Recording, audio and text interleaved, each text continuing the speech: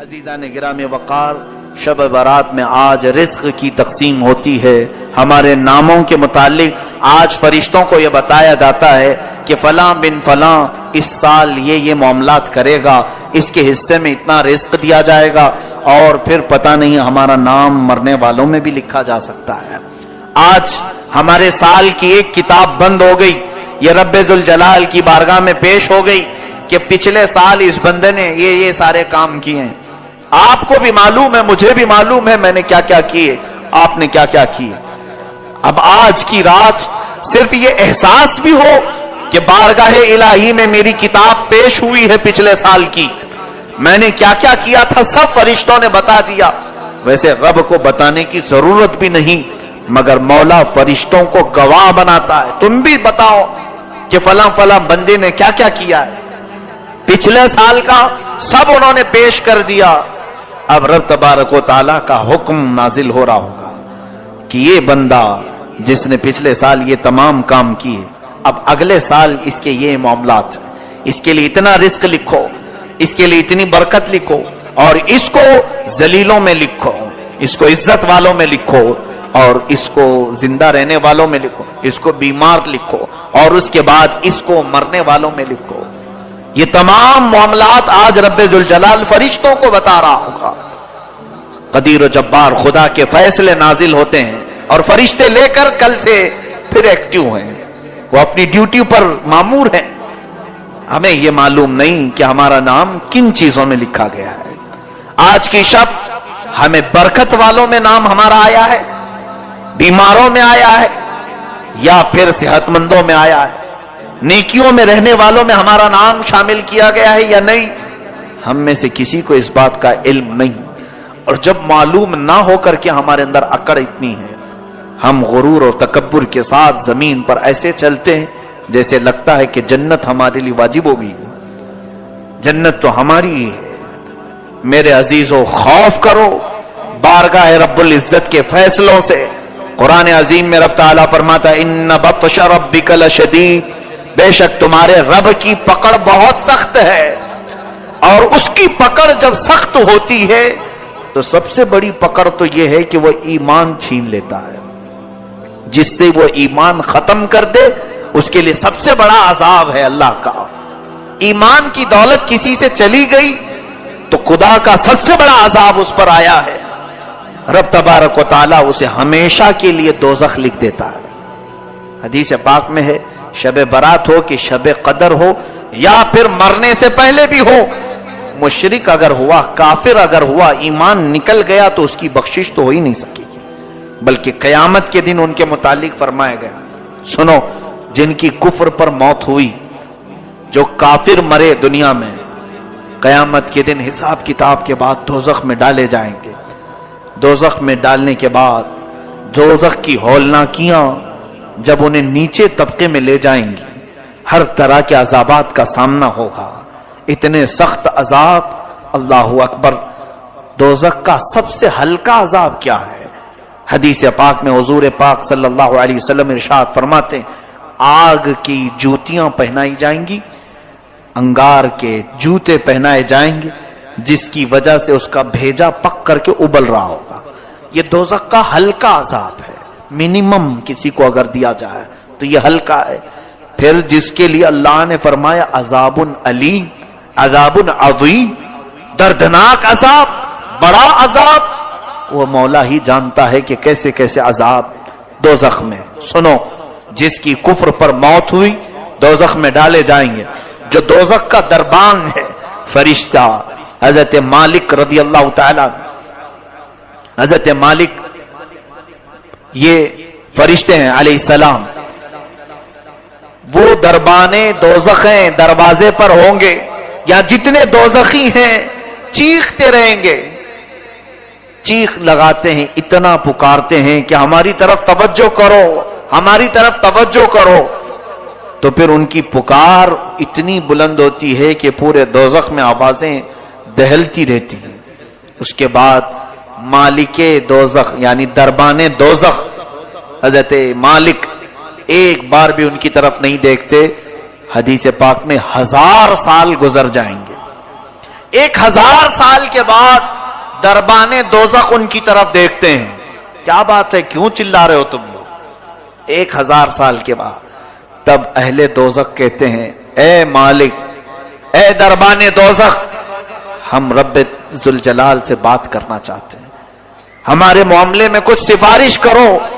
رب تبارک و تعالیٰ سے ہم کچھ کلام کرنا چاہیں گے کہ وہ ہمیں یہاں سے نکالے. حضرت مالک کہتے ہیں ٹھیک ہے, تمہاری بات میں مولا تک پہنچا دوں گا, رب تعالیٰ تک پہنچا دوں گا. تو اس کے بعد حدیث پاک میں پھر 1000 سال گزر جاتے ہیں. حضرت مالک کی طرف سے کوئی جواب نہیں آیا. دوزخیوں کی طرف دوبارہ وہ توجہ کرتے ہیں, کیا بات ہے؟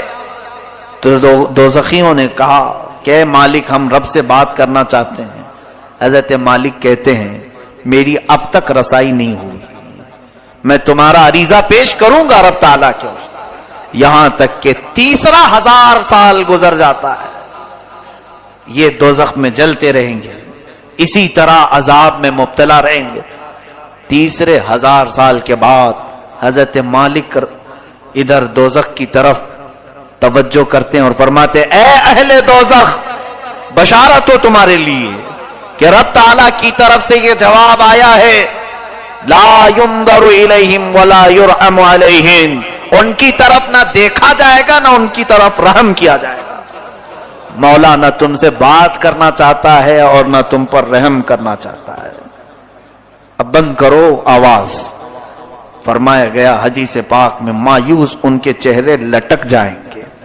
اہل دوزخ واپس پھر اپنے عذاب کی طرف آئیں گے, اس لیے کہ اب کوئی امید بھی باقی نہیں رہی. 3000 سال تو امید پر دوزخ میں جل رہے تھے کہ اب بات ہوگی رب تعالیٰ سے, اب کلام ہوگا, شاید وہ بہتوں کو معاف کر کے نکالا, ہمیں بھی نکالے گا. لیکن جواب یہ آیا کہ یہ سب اب جو موجود ہیں یہ کفر کی حالت میں مرے ہوئے ہیں, یہ شرک کی حالت میں مرے ہوئے ہیں. کافروں اور مشرکوں کے لیے رب فرماتا ہے نہ ان کی طرف دیکھا جائے گا نہ رحم کیا جائے گا. ان اللہ لا یغفر ان یشرک بہ ویغفر ما دون ذلک لمن یشاء, شرک کو اللہ معاف نہیں کرے گا, اس کے علاوہ جو بھی ہے جسے چاہے رب تعالیٰ معاف کرے گا. یہ قرآن میں اللہ فرماتا ہے. میرے عزیزو, ڈر اس بات کا ہونا چاہیے کہ اگر مولا تعالیٰ ہمارے کسی عمل سے غضب میں آئے تو کہیں وہ ہمارے ایمان کی دولت کو سلب نہ کر لے, اور یہ نہ فرما دے نکل جا تو میرے خاص بندوں میں سے. کفار و مشرکین تو جب پسند ہیں بہت, ان کی عادتیں اچھی لگتی ہیں, جا انہی کے جماعت میں شامل ہو جا. آج آپ سب سوچو ذرا, بہت سارے نوجوان یہی چاہتے ہیں آ کر کے صرف یہ کہیں کہ مولانا سارے لوگ تو جی رہے ہیں اچھے سے, وہ اگر ناچ رہے ہیں, ڈانس کر رہے ہیں, آپ ہمیں کیوں روک رہے ہیں؟ کفار بھی ناچ رہے ہیں, کرسچن بھی ناچ رہے ہیں, یہودی بھی ناچ رہے ہیں, ہم مسلمان ہو کر کیا ڈانس نہیں کر سکیں گے؟ ٹھیک ہے, تمہارا سوال یہ, دنیا میں سارے لوگوں کو شراب پیتے ہوئے دیکھا, ہم آپ کو منع کر رہے ہیں تو برا لگا. یہ دنیا کا فیشن ہے, آپ نہیں سمجھ سکو کہ آپ پرانے لوگوں میں سے ہیں. ہم نئے زمانے میں زندگی گزارنا چاہتے ہیں, ہم کچھ ماڈرن بننا چاہتے ہیں. فلمی ایکٹروں کو دیکھ کر ان کی طور طریقے کو اپناتے ہوئے نکل پڑے, اور پھر یہ سمجھا کہ ہم ایک نئے راستے پر چل رہے ہیں. سنو, ٹھیک ہے, جس کا راستہ چاہے اپنا لو, جس کا راستہ, کیونکہ تمہارے لیے نہ میں چھڑی لے کر کے بیٹھا ہوں, نہ اللہ کا کوئی فرشتہ تمہاری گردن جھکا کر تمہیں عبادت کرنے کے لیے آئے گا, بلکہ رب تعالیٰ دنیا میں تمہیں آزاد رکھا ہے, تمہیں جو مرضی میں آئے کرو, جو اچھا لگے کرو. قیامت کے دن پھر تیار رہنا اپنے اعمال کا جواب لینے کے لیے. قیامت کے دن ہر ایک کے حساب کتاب کے لیے تم خود ذمہ دار ہوں گے. آج میں ان نوجوانوں سے کہتا ہوں جنہیں کفار و مشرکین اچھے لگتے ہیں, جن کو لوگوں کے ہاتھوں کے شراب کی بوتلیں پسند ہیں, جوئے خانے, شراب, تاش کے اڈے, یہ سب بہت اچھے لگتے ہیں جنہیں, اور پھر یہ فلمی دنیا کے تمام تر ظالم دجال قسم کے خرافات مچانے والے اور پورے گھروں کو تباہ کرنے والے ایکٹر انہیں پسند ہیں, ان کے ساتھ ہو جاؤ, کوئی بات نہیں, تمہیں مبارک ہو. قیامت کے دن کہا جائے گا جن کے ساتھ تو دنیا میں رہنا پسند کرتا تھا, آج ان کا ہاتھ پکڑ, وہ جہاں جا رہے وہیں چلا جا, آج وہ جہاں جا رہے وہیں چلا جا.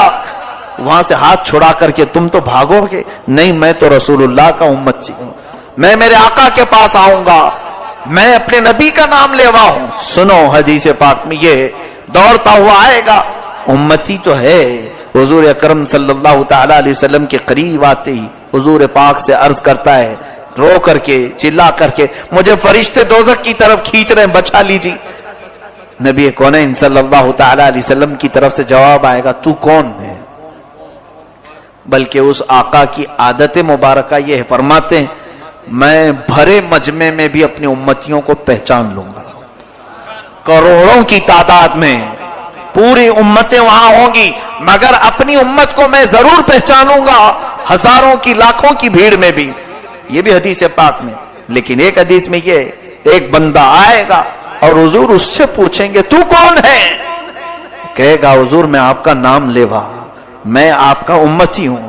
اللہ کے حبیب صلی اللہ علیہ وسلم فرماتے ہیں مجھے تو نہیں اس بات کا علم ہے، تو دنیا میں کسی اور کو پسند کرتا تھا، جا آج اس کو پکڑ لے، وہ جہاں جائے چلا جا۔ آج میں یہی کہنا چاہوں گا، میں آپ کے اوپر کوئی سختی کا معاملہ لے کر کے نہیں آیا ہوں، آپ کے پیچھے پیچھے گھومتے ہوئے محلے بھر میں نہیں آ رہا ہوں، میں آپ کو تو یہاں سے ایک میسج دینا چاہوں گا، تمہیں جو چیزیں اچھی لگیں کرو، لیکن قیامت کا منظر یاد رہے، میدان قیامت یاد رہے، بس اتنے کام کرو کہ رسول اللہ کی بارگاہ میں منہ دکھانے کی ہمارے اندر نوبت یعنی کیفیت باقی رہ جائے، حضور کو منہ دکھا سکیں، عرض تو کر سکیں کہ آقا نفس کی شرارتوں سے بہک تو گیا تھا لیکن محبت دل میں آپ کی رکھتا تھا، حضور آپ کی سنتوں پر مر مٹنے کا جذبہ تھا، شرارت نفس نے مجھے بہکایا ضرور تھا۔ اے میرے عزیز و غلاموں، ان کو چھوڑ کر نہ ہماری دنیا ہے، اس رسول کو چھوڑ کر نہ ہماری قبر ہے، اس نبی کو چھوڑ کر نہ ہماری حشر ہے، کچھ بھی نہیں ہے۔ رسول کریم صلی اللہ تعالی علیہ وسلم سے دور ہو کر ہماری کون سی زندگی ہے؟ آج کی رات اگر یہ احساس نہیں جاگا تو پھر بیکار ہے، ایسی ہزار راتیں ہیں، پھر بیکار ہے ایسی زندگی بھر بار بار آنے والی راتیں ہیں۔ آج بعض لوگوں کو ایسا لگتا ہے یہ رات تو آج روڈ پر ناچنے کی ہے، ایک دوسرے کو گالی گلوچ کر کے باہر کھیل کود کر پوری رات گزارنے کی ہے، ادھر مؤذن فجر کی اذان دے رہا ہو، ادھر لوگ بستر پر جا رہے ہیں، یہ آج کی رات کا تماشا لوگوں نے بنایا ہے۔ پٹاخے اڑاؤ، قبرستان جاؤ تو کہا مار کے ہنسو، اور اگر کسی کے ہاتھ میں بائک آئے تو ایسے اڑاؤ کہ کئی لوگ اس میں حادثوں کے شکار، کئی لوگ اس رات میں لوگوں کو تکلیف دینے کا ذریعہ بنتے ہیں۔ سنو، آج کی رات فرشتے بھی اترتے ہیں، بے حساب ان گنت تعداد میں فرشتے، تم جس وقت اس طرح سے اڑا رہے ہو سکتا ہے ہم سے تمہیں ڈر نہیں لگتا، اللہ کے وہ ملائکہ تمہارے ہر کام کی گواہ بنیں گے، صبح واپس رب کے حضور جائیں گے۔ اللہ تبارک و تعالی ان فرشتوں سے پوچھتا ہے میرے بندوں کو کس حالت میں تم چھوڑ آئے؟ جب تم دنیا سے آ رہے تھے تو میرے بندے کیا کر رہے تھے؟ فرشتے سچ سچ بتائیں گے، اے رب ذوالجلال فلاں بندہ تیرا بے حیائی کر رہا تھا، فلاں بندہ آج مسجدوں سے تیرے ذکر کی آوازیں آ رہی تھی، لیکن فلاں بندہ وہاں پر اپنی گاڑیوں میں اچھل کود مچا رہا تھا، بے حیائی، خرافات اور فحاشی اور اپنے برے اعمال سے لوگوں کو ایذا پہنچا رہا تھا۔ یہ ملائکہ رب تعالیٰ کے حضور پیش کریں گے، اور رب تعالیٰ کی طرف سے جو جلال نازل ہوگا اس کے ذمہ دار آپ ہیں۔ ارے میاں، نئی سال کی نئی شروعات ہو رہی ہوتی ہے، ایک سال ہماری زندگی کا ختم ہوا اور یہاں سے نیا سال شروع ہو رہا ہے۔ اب یہاں اپنی قسمت میں آج کیا لکھا گیا ہے کسی کو معلوم نہیں ہے نا۔ آج رب تبارک و تعالیٰ کیا لکھ رہا ہے فرشتوں کو ہمارے بارے میں بتاتا ہوں، ہم کو معلوم نہیں لیکن ہم احساس کر سکتے ہیں۔ کیسے؟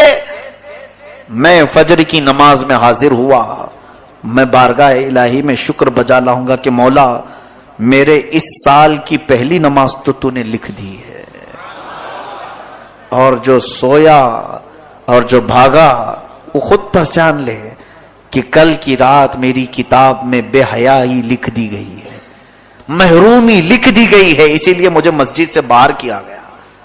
میں بیٹھا تو تھا، مجھے مسجد میں رب تعالیٰ نے صبح نہیں بلایا، اس کا مطلب ہے کل کی کتاب میں مجھے محروم لکھا گیا ہے.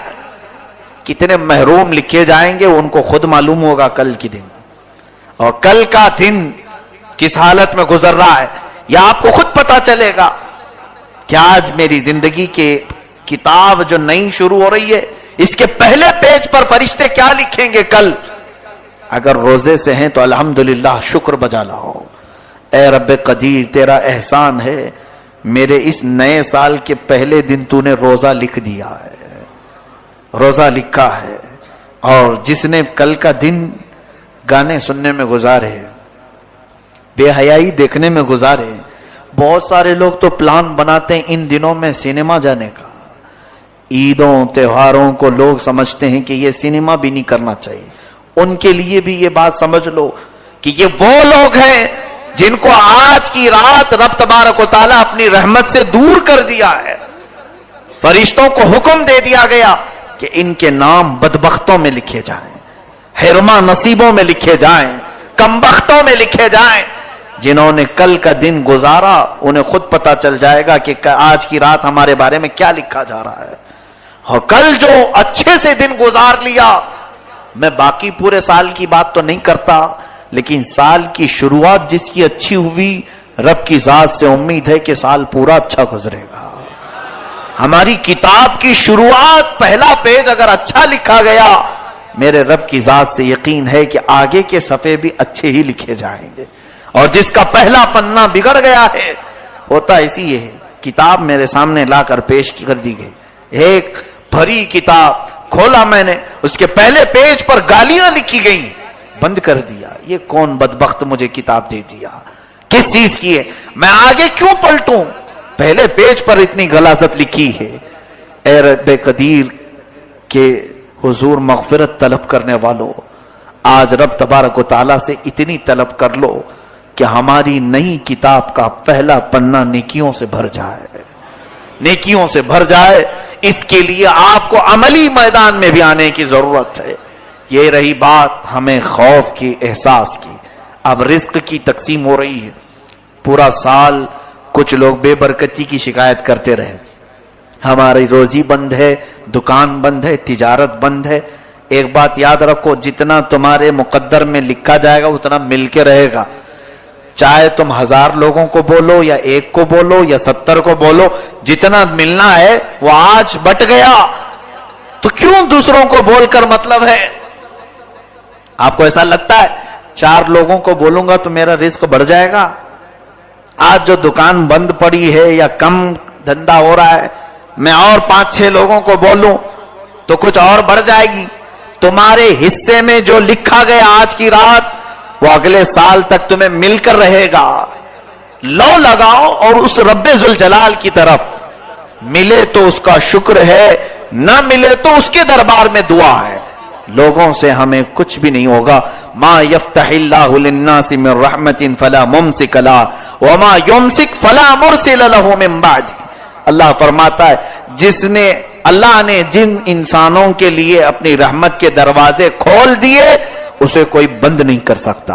وما یمسک فلا مرسل لها. اللہ فرماتا ہے اور جس کے لیے رب نے بند کر دیا کوئی نہیں کھولے گا. چاہے کوئی بابا ہو، کوئی کسی طرح کا عامل ہو، کسی کی بند روزی کو اگر رب نے بند کر دیا تو کوئی نہیں کھولے گا. یہ یقین رکھ کر کے چلو، ہمارے حصے میں آج جو رزق بٹ رہا ہے وہ ہمیں اتنا مل کر رہے گا. لوگوں سے شکایت نہ کریں.